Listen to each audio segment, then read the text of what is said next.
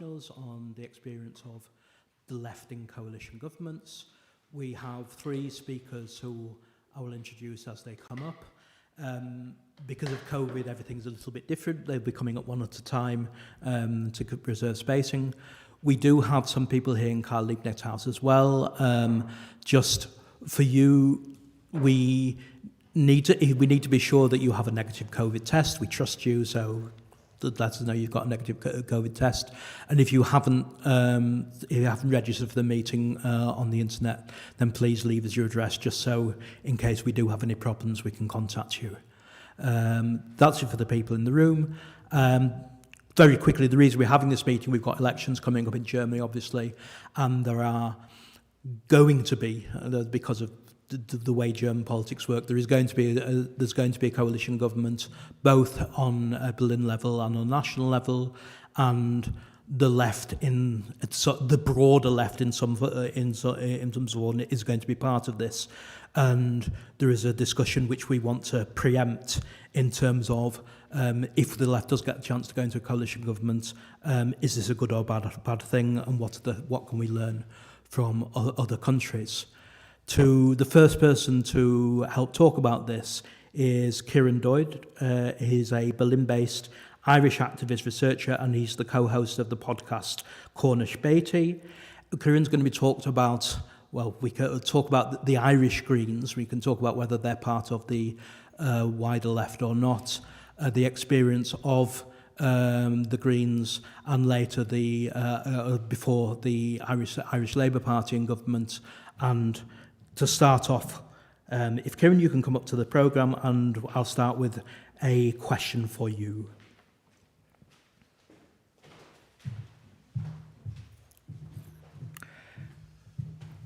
Okay, thank you. Now, the first question is, it's looking increasingly likely that at the next elections in Germany, the Greens are probably going to be in the national government, and there's a fair chance they're becoming in the local governments as well. The Greens have already been in government in Ireland. I'd like to know if you'd say a little bit of your experience there. And really, is it fair to compare the Irish Greens with the Germans, or are we talking about two quite different organisations? Fair enough, yeah. So, okay, everyone can hear me. That's good. Right. In case of the Irish Greens, no two Green parties are the same. I would argue the Green Party in Germany is not the same as the Green Party in one state as the other.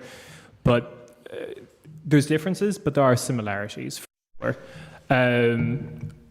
Namely, before coming up on stage, I was reading about the kind of debate within the German Greens about Realos versus Fundis, this wing of the Greens that wanted to keep close to its social movements that created it in the 70s and 60s, 70s and 80s, I should say, versus Realos who wanted to go through a parliamentary process and gain power and get a seat at the table. The Irish Greens never had that debate. Unlike most other Green parties in Europe, the Irish Greens was not founded by environmentalist or feminist movements on the ground. It was founded by, and I kid you not, a English teacher from a private school in a wealthy area of South Dublin writing a letter complaining about environmentalism to the Irish Times, the newspaper of record. This founded the party. They had no social movements or anything like that that propelled them. I would argue that they've maybe arrived at the same conclusion the German Greens have, just a lot quicker.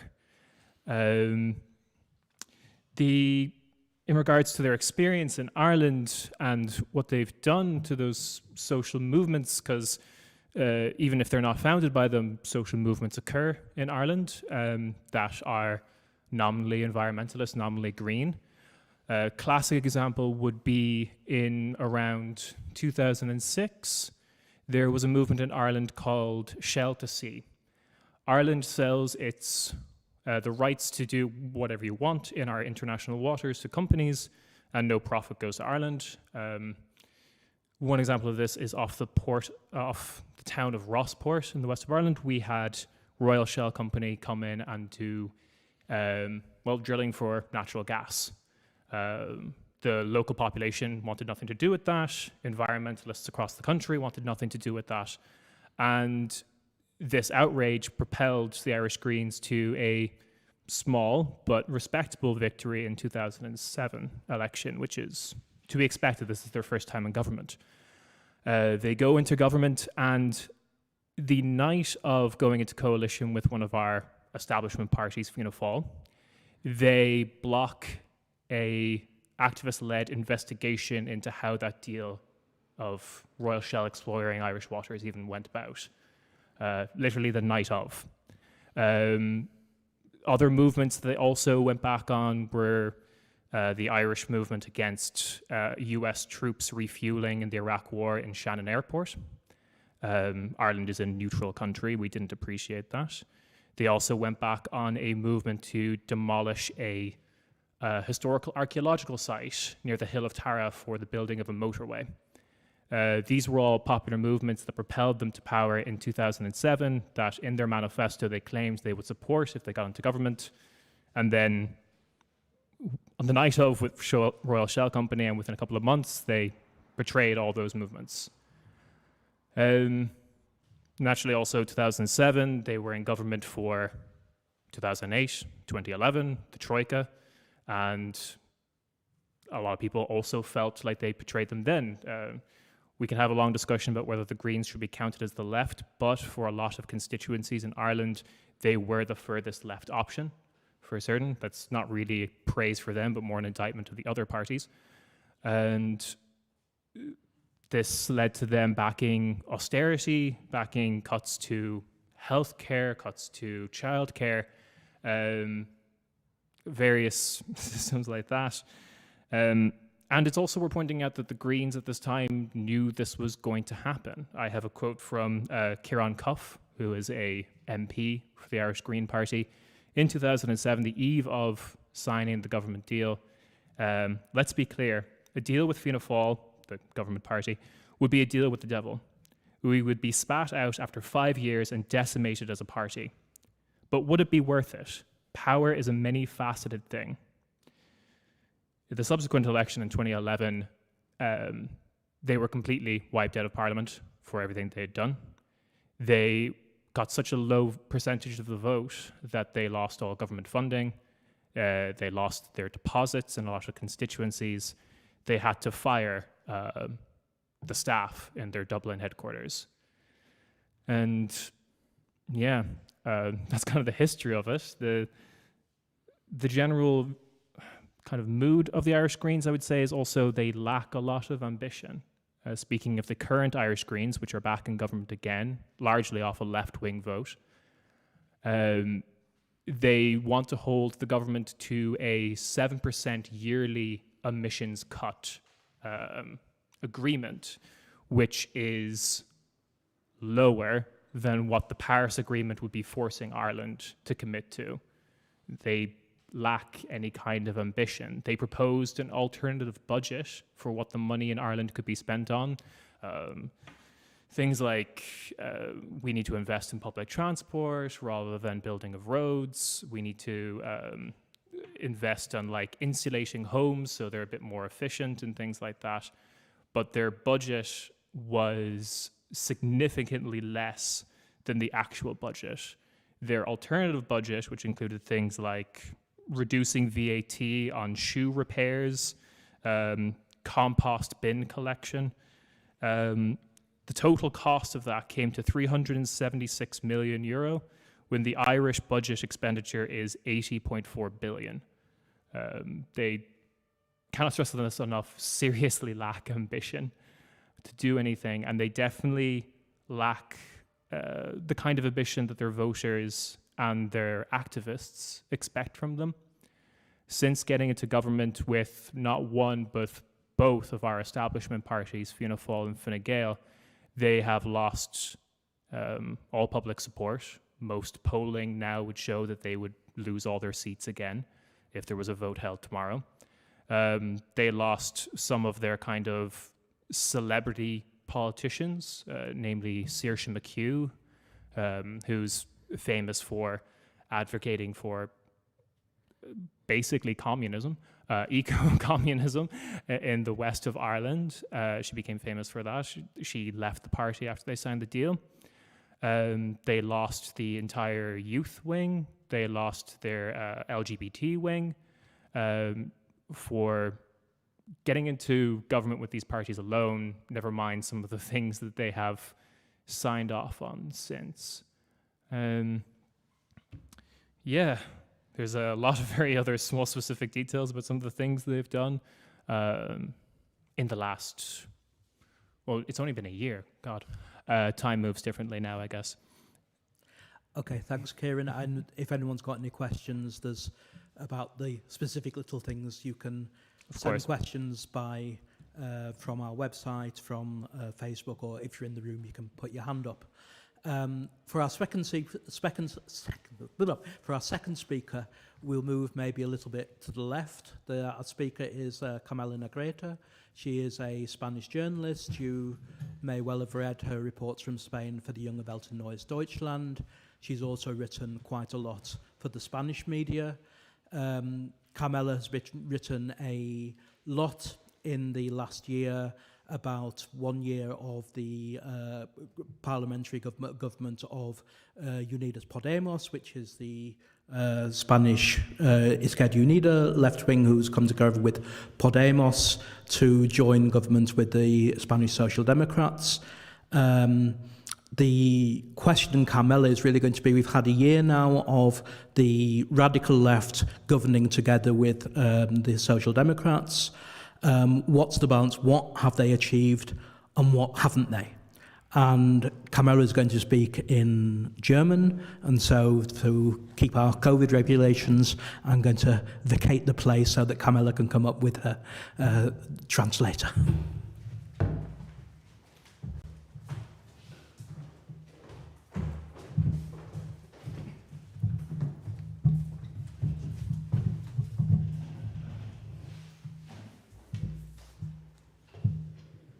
Good evening.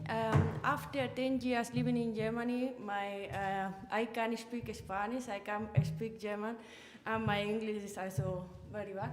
So we have less time. I will try to make it in English because I don't want to translate everything, but probably I will not know any words, so she will help me. The government is already 2 years running, and the first thing they achieved was the minimum wage was higher.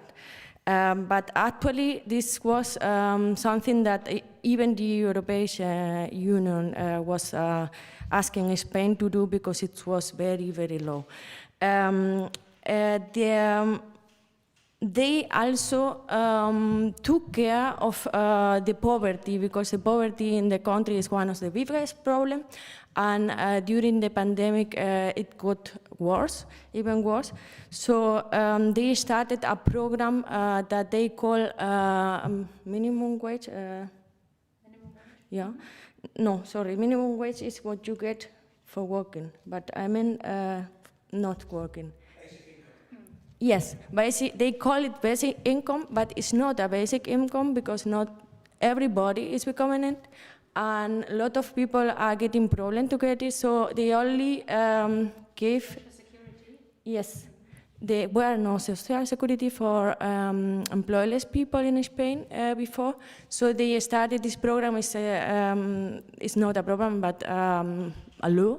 And now you can get some money if you are unemployed. This is something that we need a lot of time before, and even the Conservative Party was planning it because in the European Union and with the high level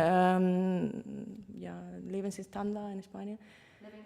Living standard, it was actually in a section that we didn't have it, so I wouldn't say that it was radical or something like this.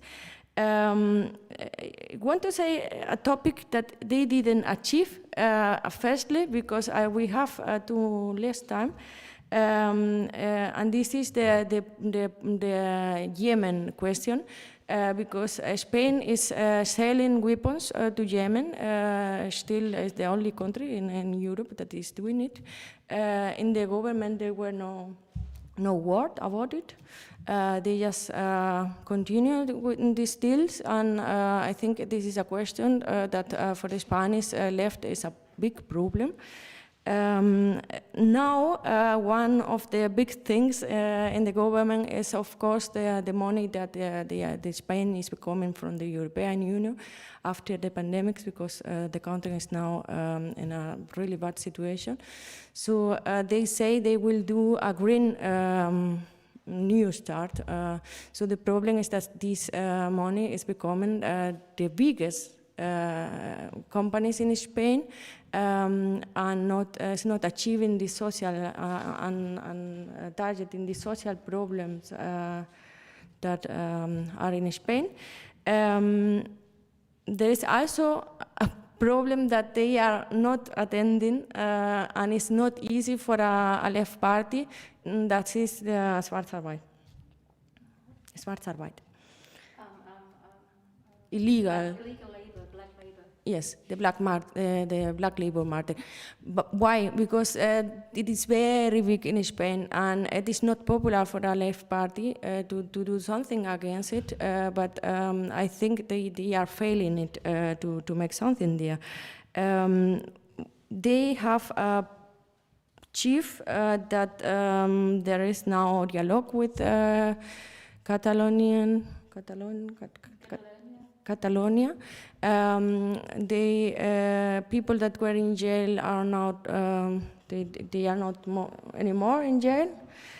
So I think in this sense it was positive, but on the other side it will be a problem for the elections, because a lot of people, even that are voting these left parties, they are not, sie sind nicht einverstanden. They don't agree with this thing. There is also something very important. They made a new law about the riders. The riders in Spain, they can't be anymore, they have to be employed by the company where they work. So they are actually they are changing the system that is based. These platforms are based in. Yes. And they also made a law to legalize the euthanasia. Yeah. So Spain is now one of the countries in the world where this thing is legal. For me, it's something positive, but I think it's something that, of course, for your person is different, and even in the left is also very discussed. And now we have also an LGTB law. For lesbians and transgender, that they can change their status easily. And they want to legalize 500,000 migrants, they say, but now didn't happen yet. Actually, the situation of the migrants in Spain is one of the biggest problems in the country, and the government didn't make too much. We also have, for 1 month or 2 months, problem with Morocco. They were sending, or they opened the border, and there were illegal pushbacks, so this left-right government is also doing it. And I think, I don't know if yes, there is many problems, because we have one of the biggest, also the Strom ist sehr, sehr teuer. The electrical for the electricity. It's very expensive in Spain. It's one of the expensive countries, and the people doesn't earn too much. So this is really a big problem. and they didn't make any effective action against it to control it. So you see that the government made things and win some battles in the cultural area. So they also make today they approve in the Ministerrat. The Council of Ministers. They approved today a new law for the Frankist Vergangenheit. The Frankist past. Yeah, from the Frankist past. So they will change anything in this sense, but this law is also a problem because the people who were responsible for the crimes during the dictatorship, they will still be not punished. These cultural achievements, they are not that achievement on the economical side of the government. I think this is the big problem, and you have a lot of instability in this government because not only because it's a coalition, but also because right now the radical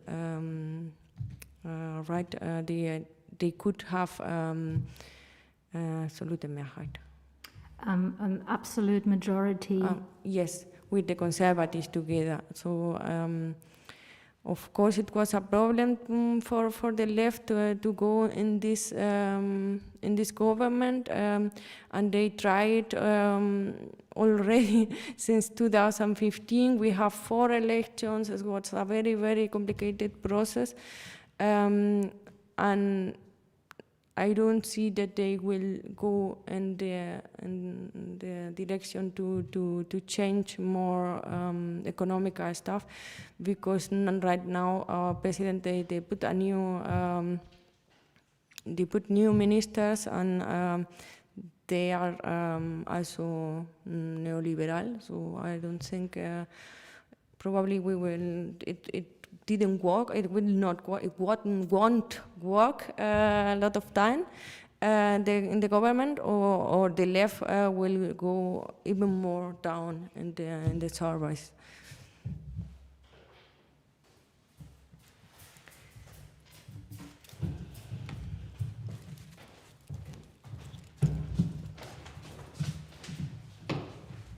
This is all very exciting.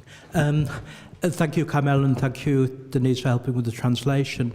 The final speaker is going to be Jorinde Schulz. Moving close to home, Jorinde is going to be an election candidate in Neukölln, as well as national elections in September. We're also going to be having local and very local elections. The Berlin will be voting again, and for 15 of the last 20 years, the LINKE and its predecessors, the PDS, have been part of the government ruling Berlin. There have been different assessments of how well or how badly this has gone. And for the first question, really, I'd like to ask Jorinde if she could give a balance of how the LINKE and the PDS before them has performed in government. I know you haven't been in Berlin for all the last 20 years, so maybe you can emphasise the more recent years, but welcome to the stage, Jorinde.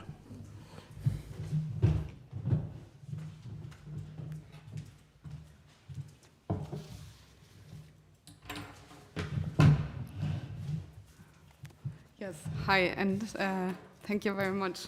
I was actually quite, let's say, I mean, I knew it, but I was still quite shocked to learn that in the last 15 of 20 years, the left has actually been in coalition governments here in Berlin and been using the slogan "Links wirkt," as you said, left is effective, and there certainly have been some effects, but maybe it's hard to say if these effects were actually left. So to become a bit more concrete, there were 2, let's say, phases of being in government for Die Linke. It started in 2001 still as PDS until 2011 together with the Social Democrats.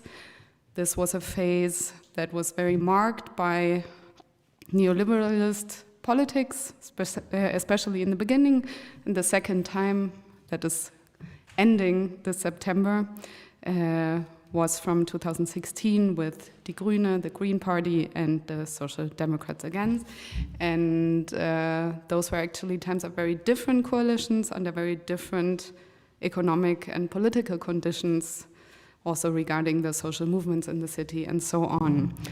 I would say for both cases, the experience is such that we should be very, very, very cautious of entering a coalition government again after the September elections. Of course, there have been some improvements, some successes. To mention a few, a lower fee for the social ticket, a free student ticket, no more Kita fees, and of course, which is at the same time also maybe the saddest failure, the Mietendeckel, where Die Linke fought for it, but it was cancelled by the constitutional courts. But I now want to point out a few of the problems that Die Linke has been facing during the last coalition government that have been really, let's say, troubling the party also. The relations between the left party and the social movements in the city.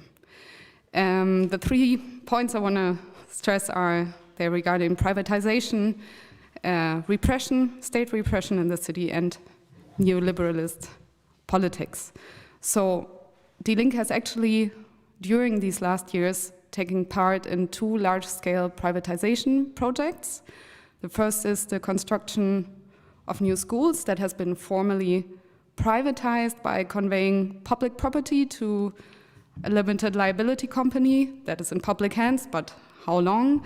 And this company is supposed to take loans on finance markets with these real estates, public real estates, as securities in order to build schools, which basically means an explosion of costs and a very risky future for the school buildings of the city. And this was promoted as a way to get around the Schuldenbremse, the so-called debt break. I don't know, Phil, if there is an English word. The debt break. But so far, none of these schools have actually been built, and the financial risks are huge. The second privatization project that Die Linke has also been actively a part of, although, let's say, reluctantly, is the privatization of the Berlin S-Bahn. There has been a public tender for the Berlin S-Bahn that is selling or that is tendering different parts of the S-Bahn system to international companies. So there is a risk of the S-Bahn system being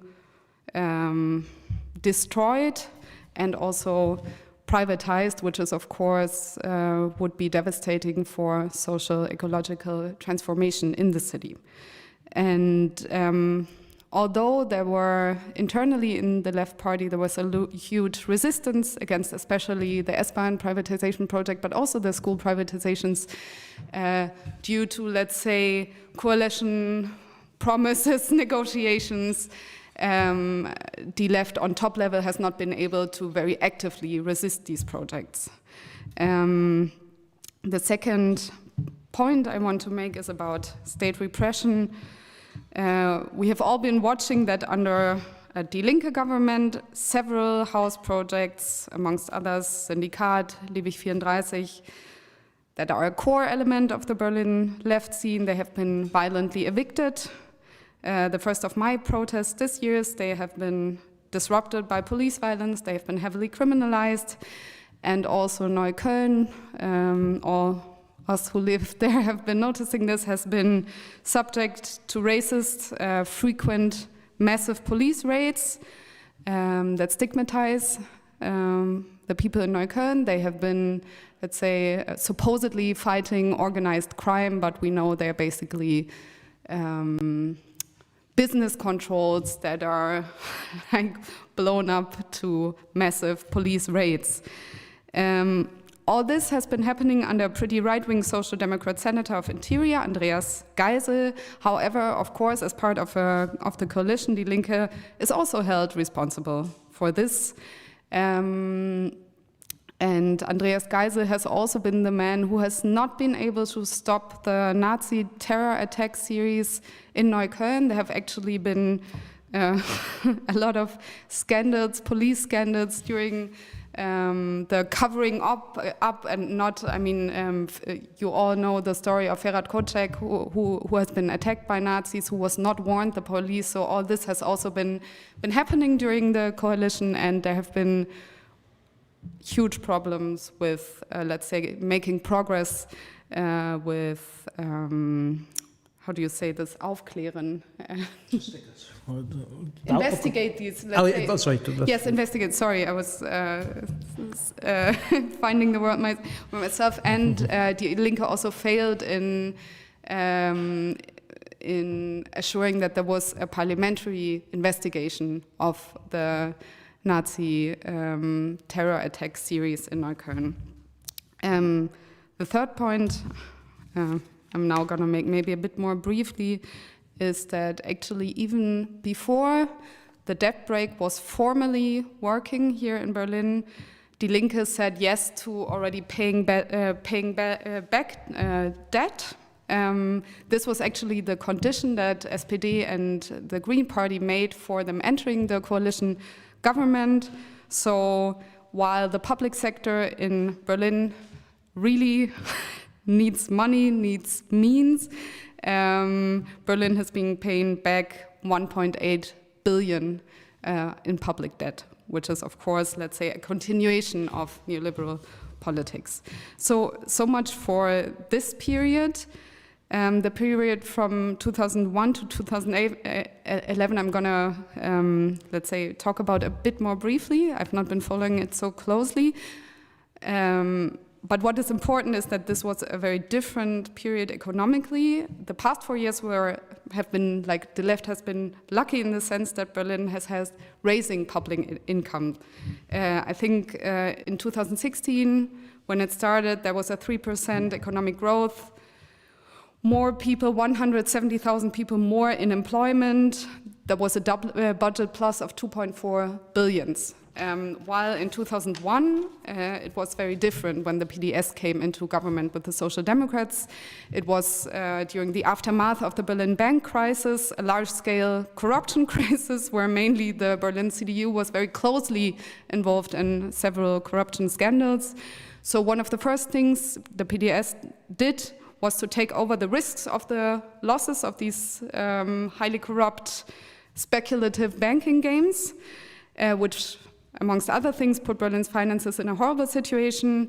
So that period that followed was one of so-called budget consolidation, which meant mainly austerity politics, saving public expenses, selling out, introducing Hartz IV, etc. So just a brief list. This was the time when 100,000 public-owned flats were sold. This is something we are still trying to fight back now with Deutsche Wohnen and Co. enteignen. They shrank the public sector, cutting from 151,000 positions in the public sector to 115,000. And almost half, it was almost halved on a communal level. They lowered the wages for people working in the public sector. They cut down on teachers and nurses. They started the outsourcing of companies at the public hospitals. So let's say the period before was quite devastating, which also then was tangible during the election that followed. So the period from 2016 to now has been better, but still we see there are a lot of contradictions in being in a government, in a coalition government for a left party trying to trying to find some common grounds with coalition partners, and at the same time standing side to the social movements. And as I've been trying to show, it has been difficult, and there have been some failures. So much for now. Thank you again, Jorinde. Jorinde was the final of our three speakers. How it's going to go now is there's going to be a second round of questions, maybe shorter answers, they're less going into the details, and then the question will be open to either, if people here want to say something or ask something, you can put your hand up. If you're watching this on the Left Berlin website, then there is an add a question button at bottom right, and if you're watching it on YouTube, you can post a question there. So all sorts of chances to get involved. But first, the second round of questions from me, and back to Ciarán. And the question goes, it's about Ireland is strange. That's the question. Ireland is strange, isn't it? No, it's unlike most other countries, for most of the time Ireland has been existing, not even the social democratic left has been anywhere near government. So there's been the sort of the Fianna Fáil and Fine Gael, who are both quite right-wing parties, have either shared power or swapped power. In the last 10 years, we've seen a shift. We've seen both the Labour Party and the Greens come into government. Has this changed Irish politics, the fact that finally we've seen the left of forming governments? If it's changed it, how? And if it hasn't, why? Yes. So, okay, quickly, I will say that Ireland does not have a right and a left historically in terms of its politics. Its two major parties, as you were saying, are associated which side your family was on in the Civil War. This was so ingrained into families that there is footage of a guy on the top of a hill in a village in Ireland pointing to the houses and saying, that's a Fine Gael house, always has been. That's a Fianna Fáil house, that's a Fine Gael house. It's almost genetic. However, that has changed, thankfully. I am actually quite hopeful about Ireland's future. It has changed due to nominally left-wing parties being into government, but only as sacrificial lambs, mostly. Like I said earlier, we had the Greens in government with Fianna Fáil in 2007. Fianna Fáil didn't need them to make a coalition. They had a majority by themselves, but they just wanted a stronger majority and they could bulldoze them effectively.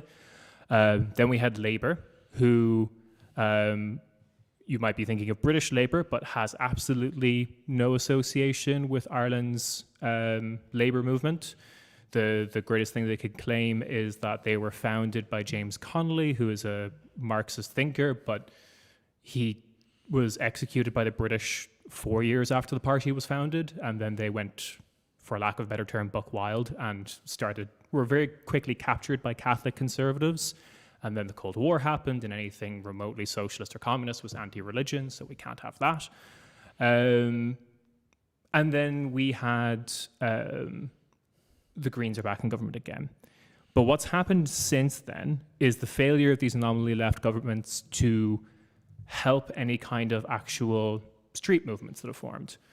The two that make international press quite a bit, and I imagine most people are somewhat familiar with, is the fight for abortion rights in Ireland and the fight for same-sex marriage in Ireland. These are movements that started as early as the 80s and have been slowly building solidarity networks, both like with one another and supporting each other, and eventually getting these movements passed, which is great. The one that they don't like talking about was the 2014 fight for Irish water. 2014 is when we had the austerity government making cuts to appease the Troika, and Ireland, in terms of resistance to that, was embarrassing from a left perspective. I actually have a quote here. "We are not Ireland, we will resist." That was chanted once at an anti-austerity demo in Greece. But then in but then in 2014, the Fine Gael and Labour government pushed for a pay-by-use water tax. And this is when resistance got very bad. There were street demos that brought out like 100,000 people, which is a lot for a country of 4.5 million. There's a video uploaded by a smaller communist party, Ergi, which was like how to illegally dismantle the meter that measures the water, that has like something like 700,000 views. It's still up, it was never taken down. People who came to install the water meters were met with violence by the community to like not install it. People just refused to pay their bills. They eventually backed down on this. There was several incidents where the Taoiseach, deputy prime minister, that's what Taoiseach means, from the Labour Party was trapped in her car for how long? Several hours, that's what I have here, okay. In southwest Dublin, which is a left-wing area, by these protesters. And she called them fascists, which I find very funny because something Phil didn't mention is that Fine Gael is historically very associated with Franco. We liked Catholic fascism, apparently. This has resulted nowadays in a lot of different movements because I guess the Irish population, namely younger populations, but also some older people who have been kind of had their views suppressed for a very, very long time, or not represented in the media, that's probably the fair way to say this. We now have movements like Merge, which is the migrant and ethnic minorities for reproductive justice. We have other migrant movements like Massey, Movement for Asylum Seekers Ireland. We have a radical tenants union in Ireland because, if anyone doesn't know, the rent in Dublin, I believe, is the most expensive city in the EU, €2,000 for a one-bedroom cold. There's no such thing as warm rent. Yeah, and this is all from the inspiration of both the right to water protests, the repeal the eighth movements. They've kind of shown the way and also kind of shown that a lot of these parliamentary movements that claim to be left-wing will not support you, with the exception, I should say, of Sinn Féin, who quickly learned to support the right to water movement after initially some resistance, and a party that completely came from the rights to water, People Before Profit. They were started by basically, they'd existed for a while, but they became household names because they were at the front lines of these protests. Politics has kind of returned to Ireland. Before the pandemic, Sinn Féin started doing rallies that were held to the public, and they were speaking from podiums, the kind of stuff you'd see in history books from like the 30s. The establishment parties claimed that was cheating at politics. You weren't allowed to do that. I'm very interested to see what happens once we've opened up again.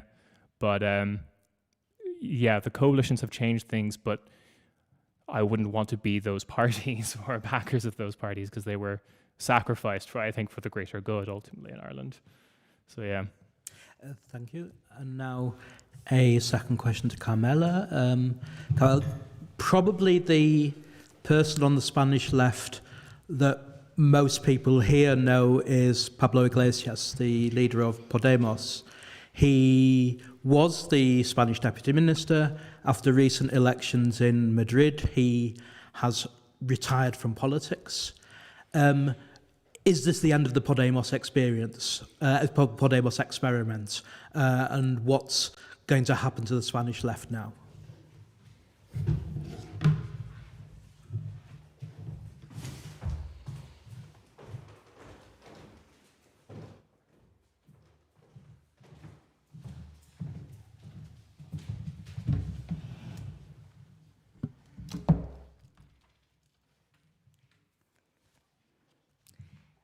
Phil, you say Pablo Iglesias was the person that was more vacant, most famous in the left in Spain, and it is very interesting that you, of course, he was in the left, but at the beginning it was not clear because Podemos started 2014 after the protest Bewegung that was in 2011. And this movement was like they didn't want it the old parties, and they say nobody is representing us and so on. So at the beginning of Podemos, they didn't say clearly we are a left party. They were just saying we just want something new. And actually, the first party, the program of the party for the first election, when they presented to the European election and Pablo Iglesias became a deputy in the European Parliament, they have some stuff like, for example, getting out of the NATO, or a minimum universal basic income. And so that the next election and the next election and the next election, they were changing this program, and they also started to cooperate together with the left, with the Spanish left coalition Unidas Podemos, so that the first election that they candidate together, they lost 500,000 of votes. And this is, of course, you have in Spain this polarization during these years. From 2015 to 2019, we have 4 elections. It was extremely exhausting for everybody, for the parties, for the people, for the journalists. We live 5 years in a constant campaign. So I think it was a problem for the party, but not only this, also the party, how the party organized itself. It was I think many members of the party, they didn't wear a place, or they didn't agree how it was running. And there was a lot of controversy within the party. Yes, because you have the traditional left, where the Communist Party is the bigger party, and they are very good organized. It's very clear how everything works, and how they internally. But Podemos had like kind of Versammlungen. Get-togethers and meetings. And they were not clear how the decisions has to be taken. So they didn't create a basis of this party that were ideologically clear what principles they have. And you see that right now in the last 2 regional elections that we have in Galicia and the Basque Country, they lose a lot of people from these parties, and they were to the regional parties that are kind of nationalist parties for this region.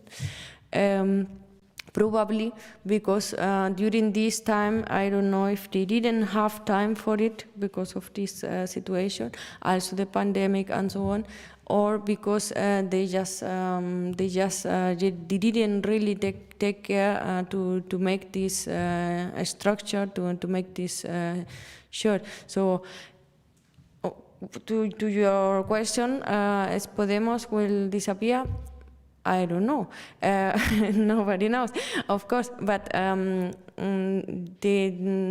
analysts and the press are saying since many times that probably Podemos will go together with the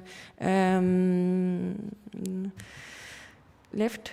The former United Party with the left. Yeah, that could be one of the, because actually they work as a party, but they don't have internal discussions. That is very, very weird, because they candidate together, and there is a lot of stuff where a lot of questions where they didn't even discuss. This is your position. This is my position. What will we do? What will we propose in this area? And they didn't propose anything in this area. no discussion, no, it makes no sense. Of course, for the people that are getting active in these parties and that vote them, it's kind of frustrating because they didn't know what they are electing when they go to elect this party, and they didn't know. For example, the traditional left party was discussing internally about program of guaranteed labor for everybody. Podemos was with this proposal of the universal income. These are or diametrically opposed proposals, and they didn't discuss about it. And also the NATO was also one question, like for the Partei Die Linke, that it was like a grenze, a border, no, grenze, en rote línea. How did I say that? Well, what was it? A taboo. They say no. We are against the NATO and we don't want it, and it was in the program always. And the moment that they unite with Podemos, it was no any war more about this question. And I think this is for the people that are electing them a problem, not to know how they are positioned in some topics. So I think right now we have a very big problem because, as I said before, the conservative and the right wing, the extreme right, they could have an absolute majority. So I don't know what will happen, but this party Vox, they started in 2013, and at this moment, 1 year later, I started also Podemos. Podemos was the hope of the people.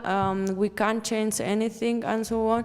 And I think, frustration can be a grund. Can become paramount. To this party Vox to become so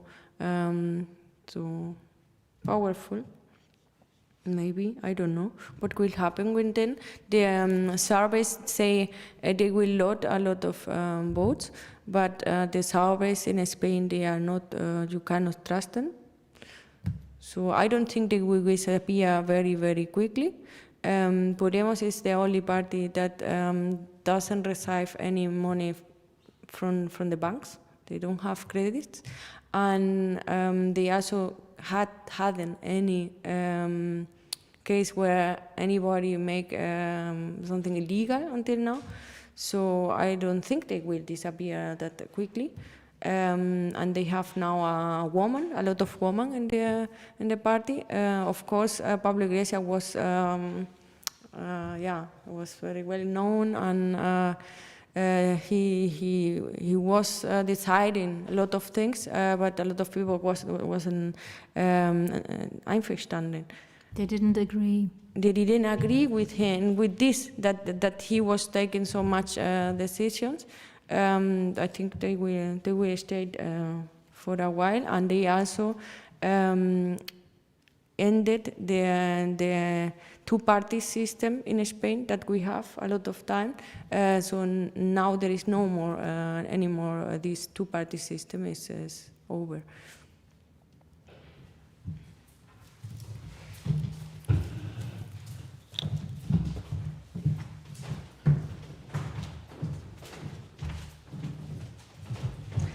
And a final question from me to Jorinde, which is probably the big one. There's a few things happening in September. We've got elections, national election, local election. We've also got the referendum for fair housing from Deutsche Wohnungskoordination. And we've already seen that with the Mietendeckel, that the CDU and the FDP won't want to implement anything that the referendum says, and the SPD and the Greens aren't sure. We've also seen that the Green Transport Minister is, as you said, wanting to privatise the S-Bahn system. We've seen attacks on health workers. We've seen there are all sorts of things which could happen in Berlin under the new election, and that even if the SPD and Greens are there, unless they're stopped, there's a need for a left corrective. Do you think this means this is an argument for the LINKE going into government at any price? No, I don't think so at all. First of all, I think it is, let's say, a very commonly used prejudice that only when in government will you be able to change things. But we have, like, during this discussion already seen many examples that we change things when there are huge popular movements that put pressure on whoever is in power. So I don't think that the left party can be successful and achieve something only when in government. You were mentioning a few things. You were mentioning the referendum, you were mentioning the pay and condition for health workers and the privatization, and these are of course large issues coming up after and some even before the elections, but I think whether these things will succeed is dependent on, yes, of course, a strong left party and a strong social movements and maybe health workers striking in town and renters organizing, but they are not dependent on the left party being in a coalition government. And I think what is especially dangerous this time is that, as I said before, the last period was marked by very good public finances, more tax income, economic growth. Now it's going to be the next period, the next, how's that called, electoral period is going to be marked by the post-corona, probably some kind of recession, many people being unemployed, companies breaking down, whatever. So this is exactly a time when a left government could be forced to be the one making public cuts and enforcing something that would be much more difficult and that would maybe meet much more resistance if it was done by a more right-wing government. But we could get complicit in it. So I think there's many reasons that probably it's not a good idea to enter into a coalition, especially because a lot of important issues are up after the elections. Yes, this is actually all I have to say for now to this question, but this was much shorter than what the others said, so maybe you ask some more. I asked it in the second round that the speakers keep it briefer so that we keep to our time.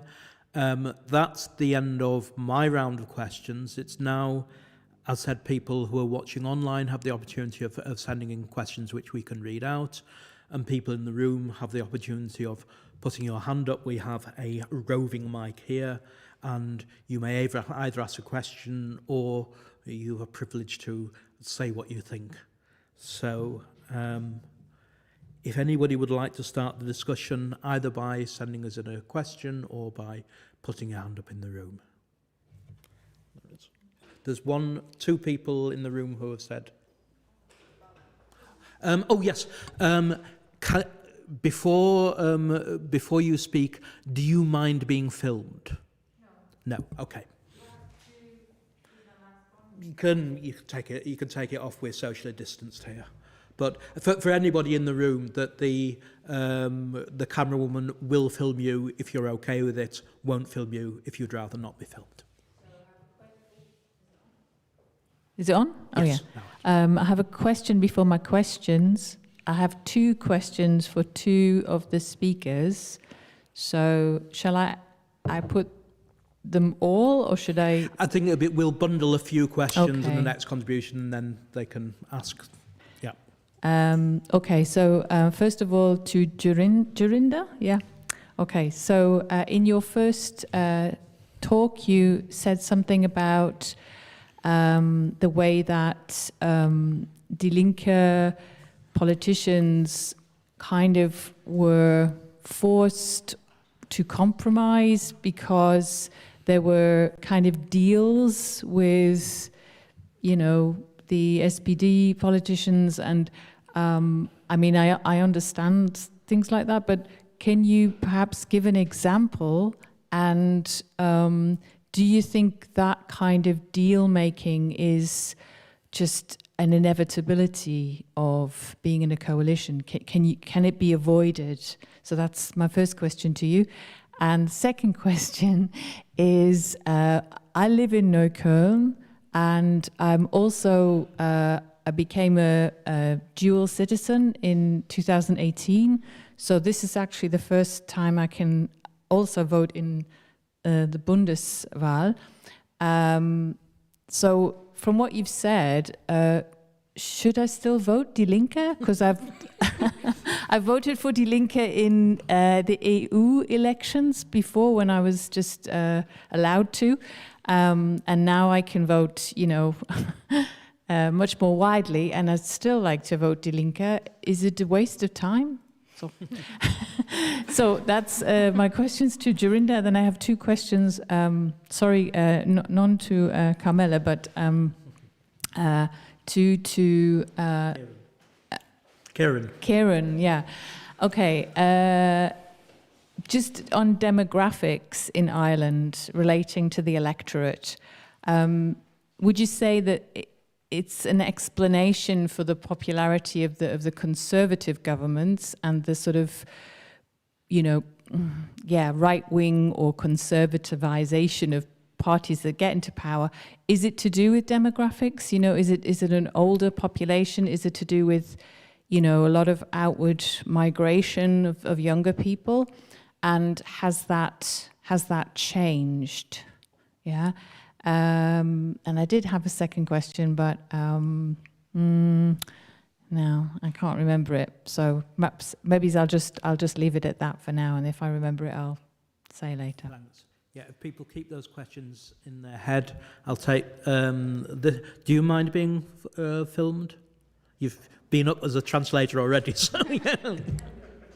So we'll take this statement here. If anyone wants to say anything, please say. Otherwise, we'll take the speakers back on these two.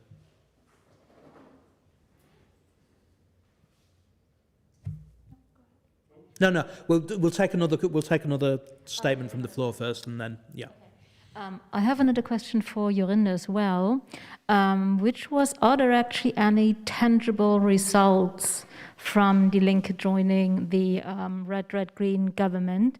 So are there any significant victories Die Linke can actually point to that they achieved by joining the coalition government? Because from what you said, it sounded rather depressing. So I was wondering, is there actually anything you can say, well, that was really something we achieved by going into a red-green coalition, or are the results rather meager?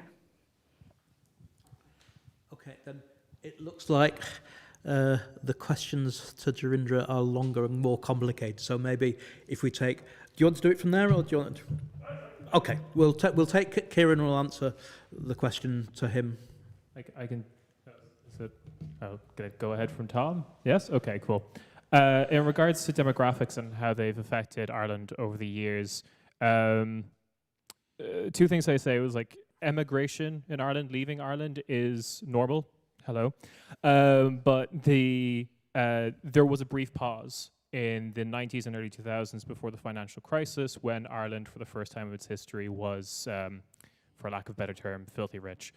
The Celtic Tiger period did cause a lot of people to stay, but now it's returned, where people are going to Australia for construction jobs and the continent for cheap rents. We don't have a vote abroad is one thing, is very important. I don't have a vote here for any kind of Irish elections. So I can only do communal val and EU val. I would say it hasn't affected too much because while a lot of the movements I described are very youth-led, there has been a sufficient suppression of Irish left-wing tendencies historically that I think are now being diminished, namely due to its association with republicanism and republicanism's association with terrorism. There's a great book called Broad Church that makes the argument that support for the provisional IRA in the Republic of Ireland was a lot higher than the media ever reported. And now that's kind of coming to a head. The Sinn Féin vote was very left-wing. We have our voting system that shows where people give their second preference.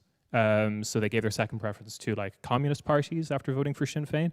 And a lot of that vote is quite old, like old age people. It's the left-wing push is not being pushed primarily by youth. I would say the Green vote is overwhelmingly young. But the Irish Greens, I think I made a decent case, and I can continue to make a case that they're not very left-wing, but they do give that impression for sure. I hope that answered the question.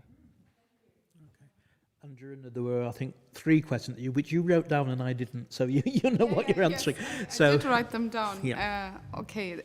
First of all, thank you very much for the questions. I think the first one was about, let's say, if it is inevitable to make certain deals when in coalition governments, and if I could give some more concrete examples of what I was talking about. Concretely, the S-Bahn privatization, this is something Die Linke is not very happy about. The public tender in general, I mean, Die Linke is an anti-privatization party and is against this whole neoliberal, let's say, tendency, ideology, not only ideology, but also material reality of tenders everywhere. However, the S-Bahn public tender was something the Green Party was for. They are for competition within the railroad, or auf der Wettbewerb auf der Schiene. That's what they call it. So without having, let's say, complete proof, because these are deals that are not so public, I do think there was something about you get Mietendeckel, we get the S-Bahn. This is not something I can prove, but let's say I have some idea that this was happening. And is it inevitable? I mean, being in coalition often means that you sign off on not voting against each other. I do think, however, there would be, let's say, a more conflictive way than what has happened. I think Die Linke and also with the PDS passed, sometimes things we have to be taken seriously within parliament, and we have to do everything right. And I do think if you play things very publicly, you can still mobilize a lot of public resistance also to projects like the S-Bahn privatization, and making clear that, okay, we are in a coalition government, but we don't want this, and this might also change the way it's being negotiated. And I think the danger is there, obviously, but you can try to, if in coalition government, you can be much more conflictive about it than what has happened. Should you vote for Die Linke? Definitely yes. I mean, maybe this was not clear because it was very brief what I did, and I was mainly pointing out problems. But even regarding the problems I mentioned, there has been large parts of the party base that has been fighting against the privatizations, has been fighting against state repression. So Die Linke is not a monolithic entity, and it's, I mean, also, of course, in this coalition government, they were not the ones, we were not the ones with the most percentages. So this changes things, and still Die Linke definitely is the only party that is in some way saying we want a system change. And also, let's say, on a bit more concrete level, while in SPD, what the base votes for at party conventions, Parteitage, is basically whatever. I mean, the SPD on paper from the party conventions against the S-Bahn privatization, but that like the party leadership or the ones in parliament and in the Senate, they don't care, and this is different for Die Linke. They usually do what the majority of basis members want. So that's there are huge differences, and I definitely think it's worth voting for Die Linke, but always taking your representative into account for what they are doing. And so this leads me to the last point, where there are some results, some actual positive results. I mean, yes. It's hard for me to say, like, to have some kind of absolute judgment on was it good or bad. I think the coalition was a problem, definitely, but there were some improvements. I think I mentioned some, which were the lower fee on the social ticket. Now the student ticket in Berlin is free.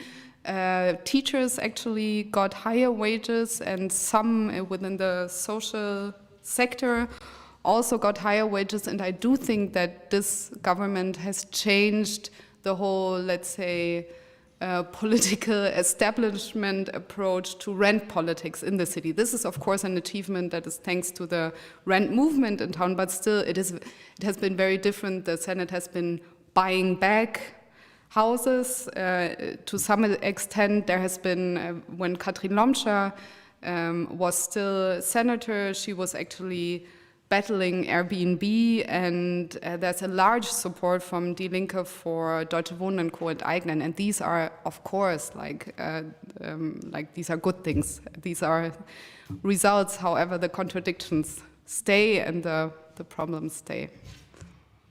Yes.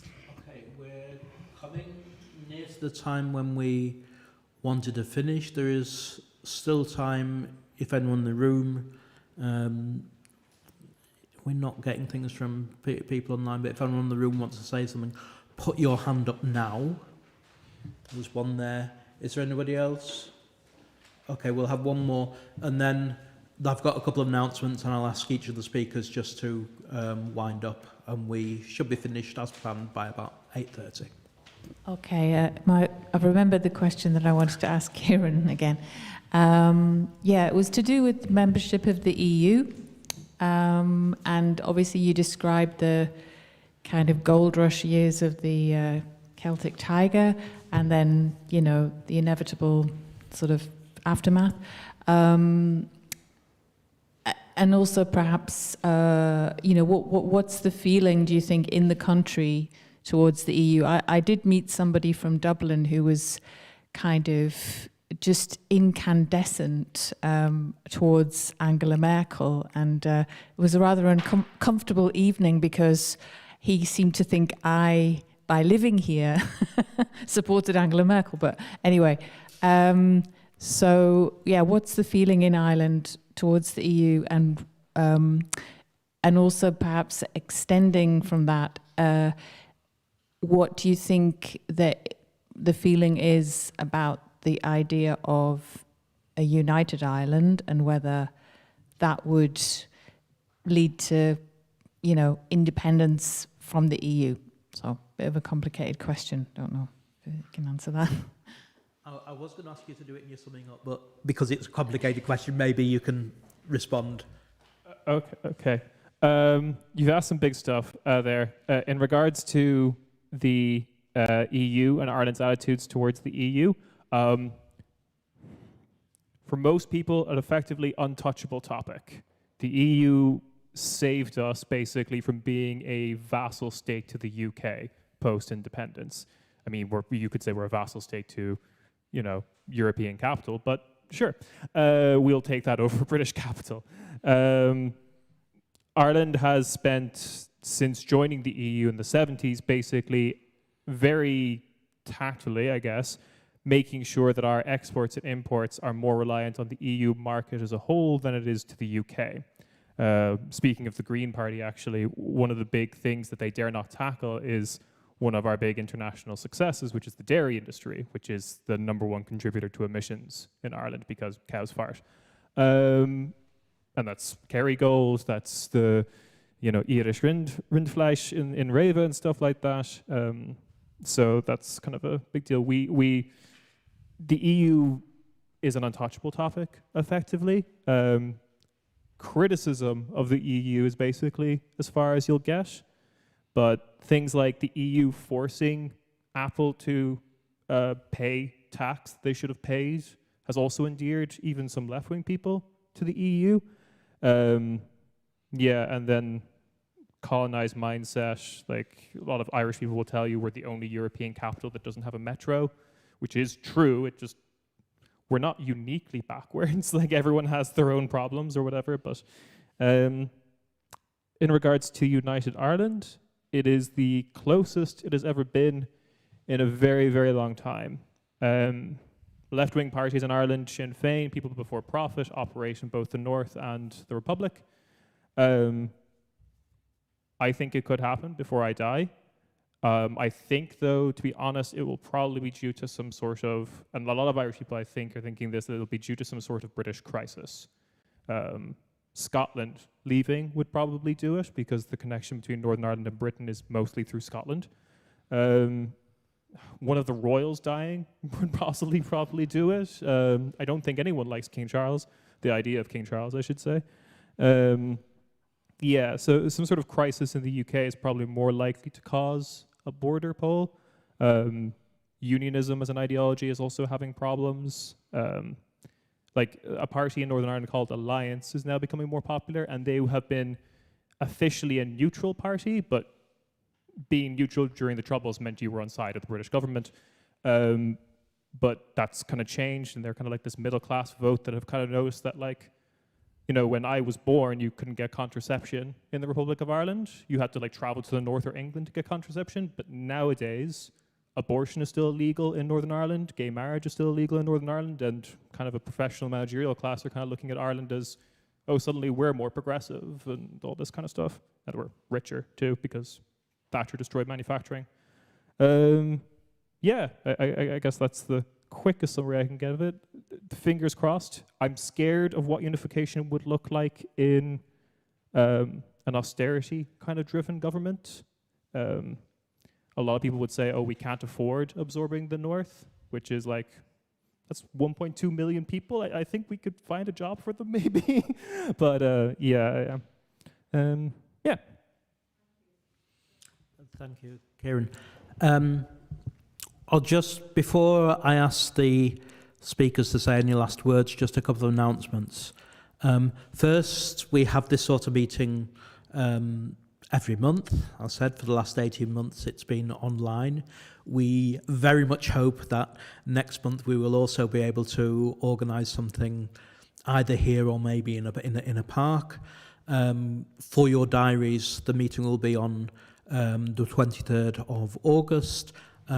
It's going to be around the coming elections, and particularly around voting rights for non-Germans, but also who you should vote for. And speaking will be Ferit Koçak, who's already been mentioned, a German-Turkish activist who's been very strong in the anti-racist movement. Antigone Tonti, who is a Greek activist who's also standing in Neukölln, and Jana Wekel, who is not just a candidate in Steglitz-Zehlendorf, she also works in the election office for the LINKE. So if you've got any questions about your voting rights or something, one of those will be able to answer you. As I said, that's going to be the 23rd of August. We're waiting for the weather forecast. We would love to do it outside. And as two of the candidates from Neukölln, we may well go down south of the river to have it, but keep posted for exactly what's going to happen. The other thing is that on the 4th and 5th of September, we have our annual summer camp, which is we have in the Naturfreunde House, which is a sort of youth hostel in Hemsdorf on the edge of Berlin. We spend the weekend together cooking together, doing music together, but also a lot of workshops and meetings for everybody. It's all free. The accommodation is free, and there's plenty of time just to sort of have the sort of discussions you always wanted to have but never have the time at a great leisure. That's going to be the 4th and the 5th of September. Anyone who wants to know more, either book now or you can find details on the website which we work with, which is theleftberlin.com. You can also on leftberlin.com, for example, we've translated a number of Carmela's articles on Spain, and so if you're interested in other things about politics, international politics or politics in Germany, then that's the place to go. I had one more thing to say, but I've forgotten. So let's leave it there. We have been recording this event, and it should go up online in the next couple of days. And just as a final, I want a ray of hope from each of our speakers. I'd like to ask you, okay, what do you think is going to happen in your respective countries in the coming year? And what do you think the chances are for the political left? Just a minute or two. And also, if you have any podcasts or anything that you want to advertise, now's the time to tell people about what you as an individual are doing. I think I'd start with Carmela. If you can talk about what's going to happen in Spain this year. I don't know if anything can happen. We didn't expect to have so many elections in so many years, in so last years, to have new parties. I think we are expecting to have a big crisis in Spain, a social crisis, probably because I don't know how this help or so-called help, because most of them are also credits that we don't know how we have to pay them back to the European Union, how they will be implemented, what they will change, and we have the touristic sector is one of the biggest sectors in Spain that was completely out last year, and this year is also not clear what will happen with this summer. Other sectors are not that, I don't know what will happen, but I think the government will have a lot of problems, and the left is in the government, and in the government there is a majority of liberals, social democratic politicians, so they will have to choose to stay on this government and to achieve more of this cultural achievement, like I told before, that has not a basis in the reality of the people, or to block the government. I think both are possible, because we have the election in 2 years, so it could be like this, 1-2 years more, and we have, but no changes. Like I can't imagine that they will say, okay, let's nationalize the electrical companies or something like that. They will not do it. The PSOE will not do it. and I don't think, also don't know if Podemos want something like this, because they didn't say it. The traditional left, they have it in the program, but not Podemos, and there is no discussion. So I don't know what will happen with them. Of course, it's very good that now there is a lot of women in the government, and also in Podemos and in the party, but it doesn't change the other issues, and what that many people, more and more people, are not voting this party, unfortunately. And Ciarán, what can we expect from Ireland? I think the only thing I could probably safely predict is that Ireland probably now has a left and a right. One of our two establishment parties, Fianna Fáil, has collapsed, is currently being led by a very sad individual who has referred to, he is the Prime Minister, but he has referred to other people as the Prime Minister while being the Prime Minister on 4 different occasions. That party is done, which was unimaginable because they've been the default party in Ireland since Ireland has been a thing. We're probably looking at like Fine Gael becoming, under Leo Varadkar, more Thatcherite, which has already started, and Sinn Féin taking the role of probably a centre-left party in opposition, with something like People Before Profit operating as a force dragging them left and making sure they don't go too right-wing. That would be the prediction, I would say. Anything else is kind of up in the air. Sometimes I look at Ireland and think you just have to burn it all down. There's no way of solving this, but I hold out hope, I guess.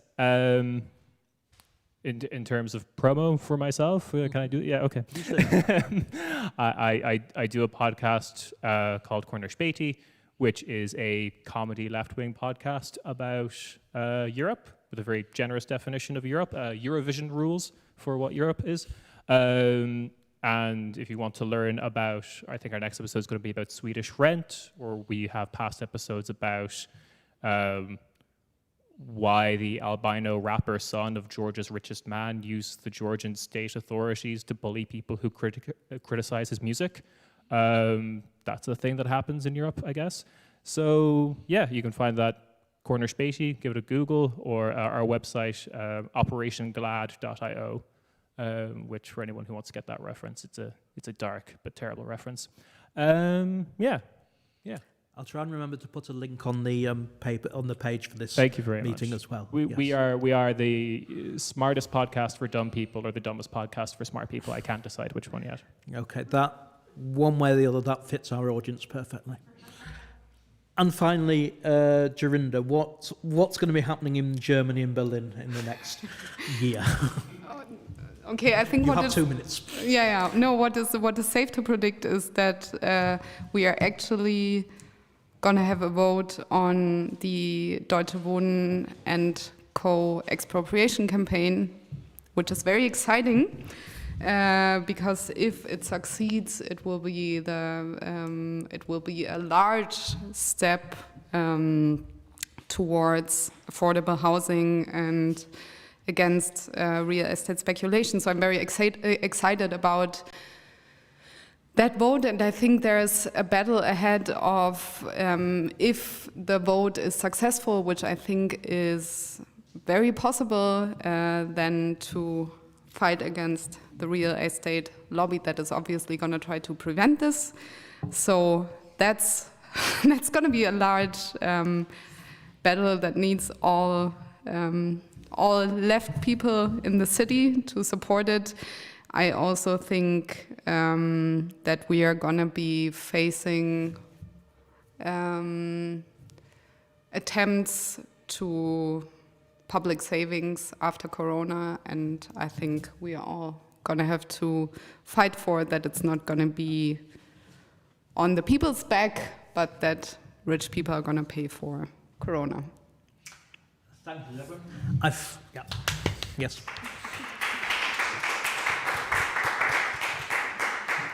I finally remember my last announcement. It's been so long since I've made this announcement, is why I've forgotten.